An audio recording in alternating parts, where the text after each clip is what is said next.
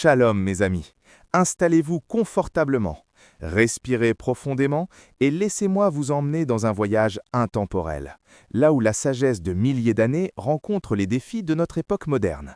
Je suis le Rav Ariel, et pendant plus de 20 ans, j'ai fouillé les textes sacrés, les histoires oubliées de nos ancêtres, les leçons tirées des plus grandes épreuves que l'humanité ait connues. Aujourd'hui, je vais vous révéler ces 5 secrets jalousement gardés qui ont permis à mon peuple de non seulement survivre, mais de prospérer, génération après génération, face à des persécutions inimaginables, des exils forcés, des destructions totales.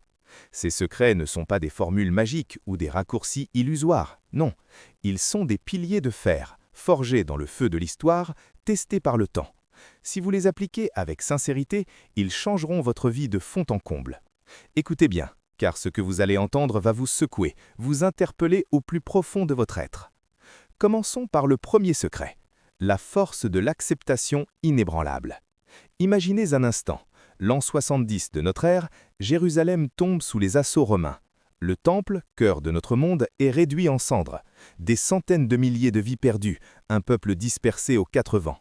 La plupart auraient sombré dans le désespoir absolu. Mais nos sages, eux, ont choisi l'acceptation.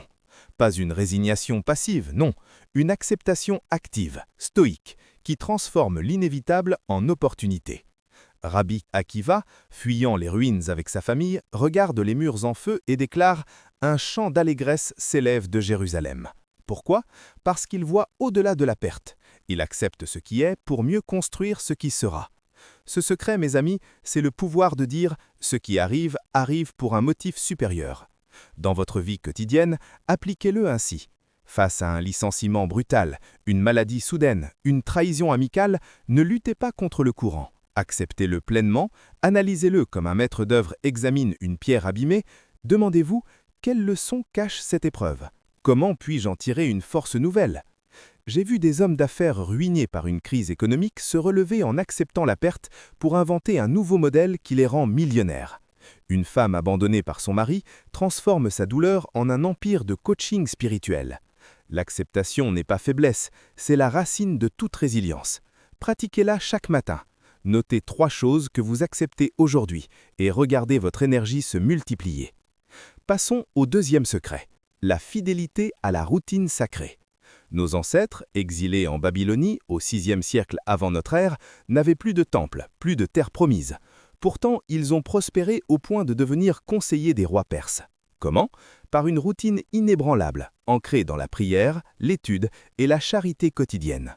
Le Talmud nous raconte comment Daniel, jeté au lion, maintenait ses 3 prières par jour même au risque de sa vie. Cette discipline n'était pas un fardeau, c'était son armure invisible. Aujourd'hui, dans un monde de distractions infinies, réseaux sociaux, notifications, urgences factices, ce secret est votre bouclier contre le chaos. Créez votre routine sacrée. Levez-vous à l'aube pour 30 minutes de méditation sur un verset biblique, suivi d'une étude personnelle de 20 minutes sur un principe stoïque, comme celui de Marc Aurèle. Tu as le pouvoir sur ton esprit, non sur les événements extérieurs. Terminez par un acte de générosité, un appel à un proche, un don modeste. J'ai coaché un entrepreneur parisien qui, au bord de la faillite, a instauré cette routine. 6 mois plus tard, son chiffre d'affaires a triplé. Pourquoi? Parce que la routine forge le caractère comme le forgeron martèle le fer. Elle crée de l'élan, attire les opportunités. Ne sous-estimez pas le pouvoir des petites habitudes quotidiennes. Elles bâtissent des empires invisibles. Le troisième secret, le réseau des âmes élues. Regardez l'histoire. Après l'Inquisition espagnole en 1492, des Juifs expulsés se réfugient à Istanbul, Amsterdam, et transforment ces villes en hubs commerciaux mondiaux. Seuls? Impossible. Ils formaient des réseaux tissés de confiance mutuelle, basés sur l'honneur et la parole donnée. Pas de contrat papier, juste un serment sacré. Sa secret, c'est l'art de cultiver des alliances profondes, pas superficielles. Dans votre vie, identifiez vos âmes élues. 5 personnes qui vous élèvent, un mentor sage, un partenaire loyal, un ami résilient. Rencontrez-les régulièrement, partagez vos victoires et échecs sans filtre. Évitez les vampires énergétiques, ces relations toxiques qui drainent votre force. J'ai vu un jeune cadre à Tel Aviv, isolé dans une grande entreprise, multiplier ses connexions authentiques. Résultat, une promotion fulgurante et des partenariats lucratifs.